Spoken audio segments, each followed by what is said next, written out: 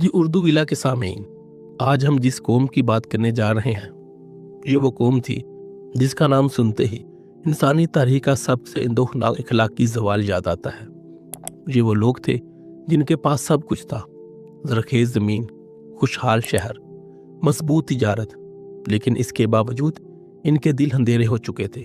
قرآن مجید نے انہیں دنیا کی پہلی ایسی قوم قرار دیا ہے جس نے وہ گناہ اختیار کیا جو آج سے پہلے کسی انسان نے اجتماعی طور پر نہیں کیا تھا۔ یہ کہانی ہے قوم لوط کی، ایک ایسی قوم جس نے فطرت، عقل اور وہی تینوں کو رد کر دیا۔ قوم لوط آج کے اردن، فلسطین اور بحیرہ مرداد کے ارد گرد چند بڑے اور خوشحال شہروں میں آباد تھی۔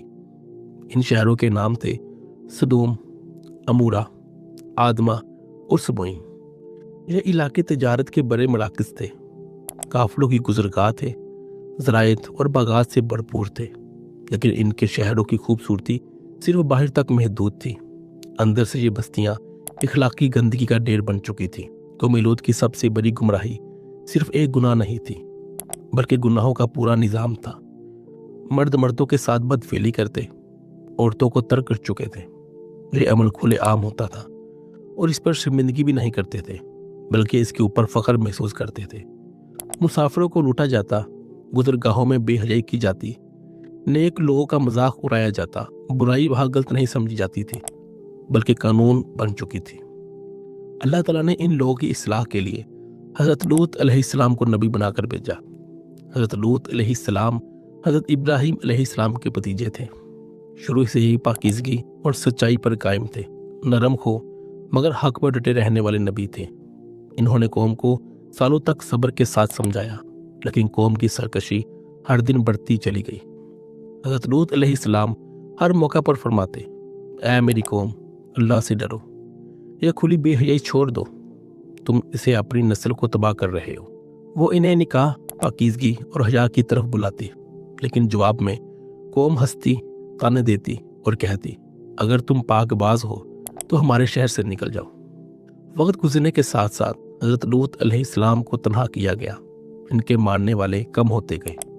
قوم نے کھلی عام اعلان کیا، لوط علیہ السلام کو اور ان کے ساتھیوں کو شہر سے نکال دو۔ یہ وہ لمحہ تھا جب اصلاح کا دروازہ تقریباً بند ہو چکا تھا۔ پھر اللہ تعالیٰ نے چند فرشتوں کو خوبصورت نوجوانوں کی شکل میں حضرت لوط علیہ السلام کے گھر بھیجا۔ حضرت لوط علیہ السلام سخت پریشان ہو گئے، کیونکہ وہ قوم کی نیتوں سے واقف تھے۔ جیسے ہی خبر پھیلی، قوم دیوانوں کی طرح لوط علیہ السلام کے گھر کی طرف دوڑی۔ لوگ دروازے توڑنے پر آمادہ تھے۔ حضرت لوط علیہ السلام نے آخر بار کہا، یہ میرے مہمان ہیں، مجھے رسوا نہ کرو۔ لیکن جواب آیا، کیا ہم نے تمہیں منع نہیں کیا تھا؟ یہ آخری سرکشی تھی جس کے بعد رحمت کا دروازہ بند ہو گیا۔ فرشتوں نے حضرت لوط علیہ السلام سے کہا، اے لوط، رات کے اندھیرے میں اپنے ماننے والوں کو لے کر نکل جاؤ اور پیچھے مڑ کر نہ دیکھنا۔